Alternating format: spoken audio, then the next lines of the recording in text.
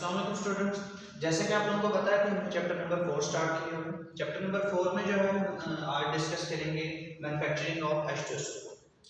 H2SO4 की history आप लोगों को पता है कि H2SO4 को सबसे पहले जो है वो जाबिर बिन हयान ने बनाया था। आजकल जो है वो H2SO4 को प्रिपेयर करने के लिए जो है कॉन्टैक्ट प्रोसेस का इस्तेमाल करते हैं।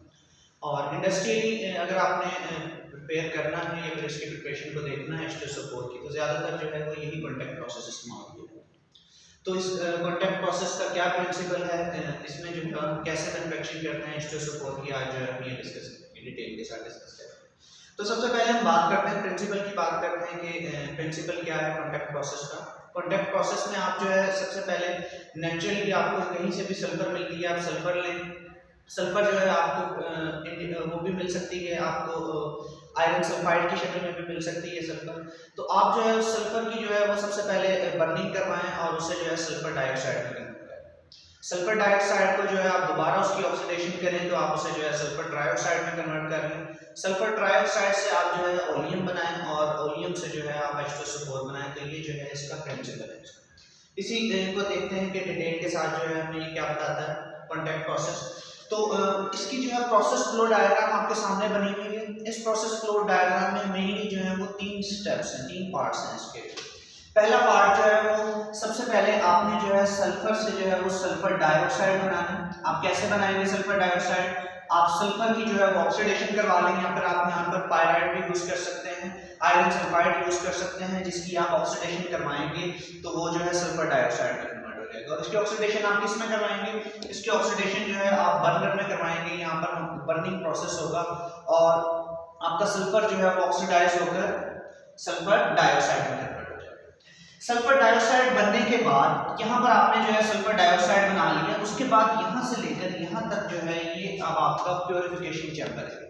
इसमें जो है आपने जितने भी इम्प्योरिटीज हैं आपने उन्हें रिमूव करना है और सल्फर डाइऑक्साइड को जो है आपने प्योर करना है। जैसे मैंने आपको बताया कि आपको जो सल्फर जो है उसके साथ सल्फर के साथ आप जमीन से हासिल करते हैं सल्फर, नेचुरल सल्फर, तो आपको जो है सल्फर के साथ जो है वो काफी सारी इम्प्योरिटीज मिलती हैं आपको।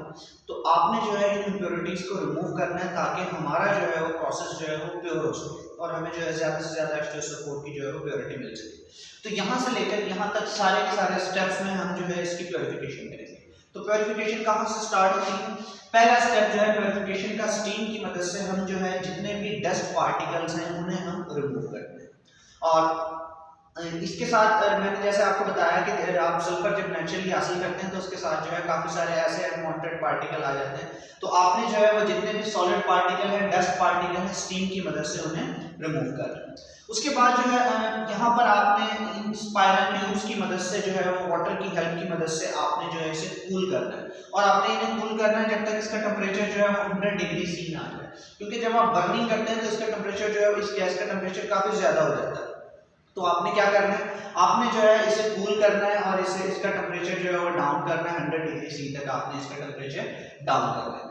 उसके बाद जो है आप उसे जो है वो एक सेकंड प्योरिफिकेशन चैम्बर में लेकर आते हैं जहां पर हम वाटर सॉल्युबल इम्प्योरिटीज को रिमूव करते हैं। आपने क्या करना है, वाटर को ऊपर से शावर करना है, इस गैस को जो है आपने नीचे से लेकर आना है। ये जब वाटर के साथ कांटेक्ट में आएगी तो वाटर सॉल्युबल जितनी भी इम्प्योरिटीज हैं, सॉलिड इम्प्योरिटीज हैं, वाटर जो है उन्हें रिमूव कर देगा।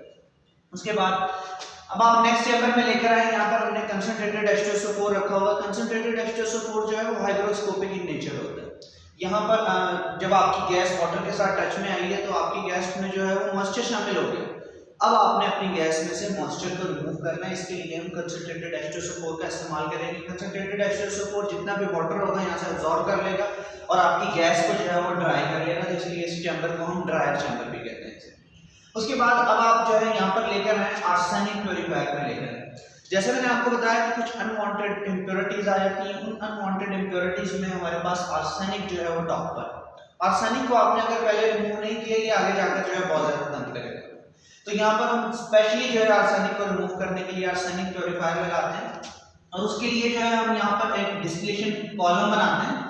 इन डिस्टिलेशन कॉलम्स में हम जो है वो फ्रेशली प्रिपेयर्ड आयरन ऑक्साइड रखते हैं।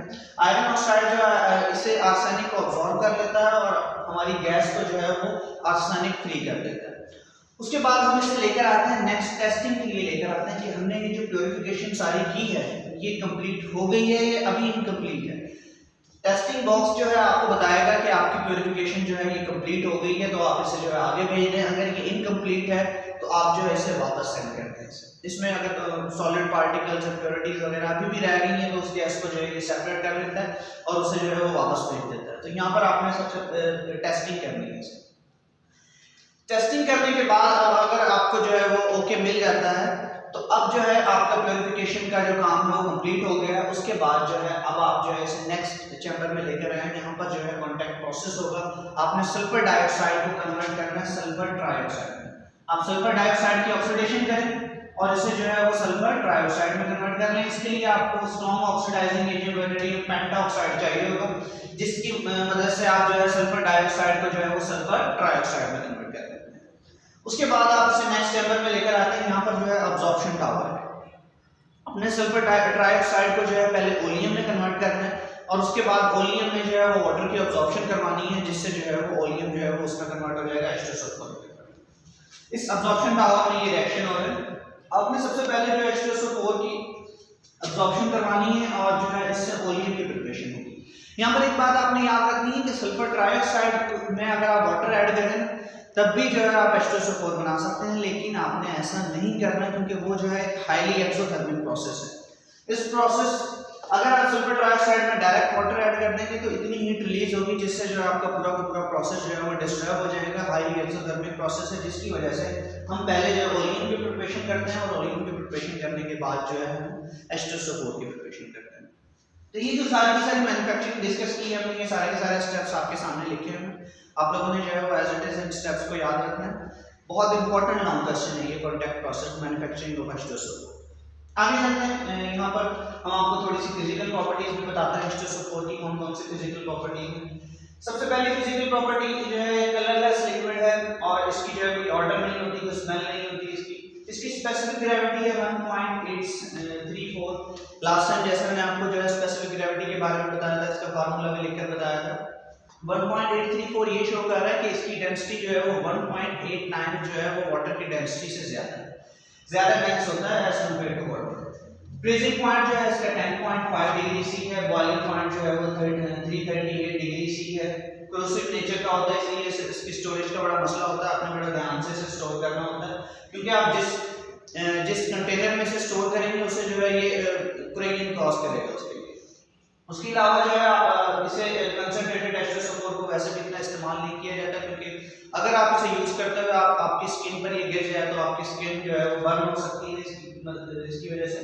और उसके अलावा जो है जो प्योर जो H2SO4 है वो नॉन कंडक्टर होता है और अगर आप इससे जो है डाइल्यूट कर लें तो डाइल्यूट जो है वो एज ए कंडक्टर के तौर पर इस्तेमाल होता है, इसलिए जो है बैटरीज वगैरह में इस्तेमाल कर सकते हैं। तो ये थी इसकी फिजिकल प्रॉपर्टीज। Thank you.